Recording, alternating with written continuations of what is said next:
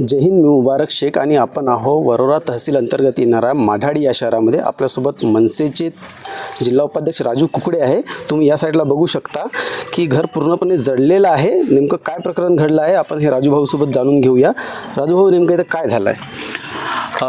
माढे या गावामध्ये रमेश भाऊ देवतळे हे मागील अनेक वर्षापासून या घरामध्ये राहत होते आणि त्यांचा बाजूवाल्यासोबत झगडा झाला आणि त्यांनी एक प्रकारे धमकी दिलेली होती की तुम्हाला तुमचा पूर्ण सत्यानाश करील.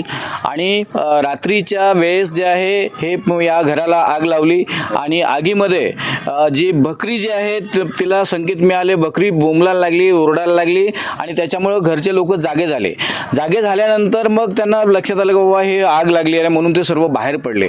पण बकरी बिचारी आज तिथं ते दिसत आहे ते व झाकून जे आहे तिथे बकरी जी आहे स्वतः तिला बांधलेलं होती ते पूर्ण जळून खाक झालेली आहे. आणि या घरामध्ये 12 पोते गहू, 8 क्विंटल कापूस आणि सगळे दागदागिने आणि सगळ्या घर परिवाराला लागणार सर्व साहित्य जे आहे कूलर सहित सर्व साहित्य जे आहे इथे जळून खाक झालेलं आहे. आणि एक प्रकारे जे 5 ते 6 लाखाचं जे नुकसान या देवतळे परिवाराचं झालेलं आहे. हे देवतळे परिवारावर आलेलं खूप मोठं संकट आहे. एखाद्याचा संसारच जे उद्ध्वस्त करून द्यायचा अशा प्रकारची जी आहे गंभीर बाब जी आहे या माढे गावामध्ये झालेली आहे. हे अत्यंत जे आहे वाईट पद्धतीनं जे आहे घर जाळण्यात आलेलं आहे. आणि आम्ही म्हणूनच प्रशासनाला आम्ही विनंती करतो की जे घर जे जळालेलं आहे घरामध्ये ज्या गोष्टीचं जे नुकसान झालेलं आहे ते संपूर्ण जे आहे त्यांची नुकसान भरपाई देण्यात यावी आणि या परिवाराला न्याय देण्यात यावा.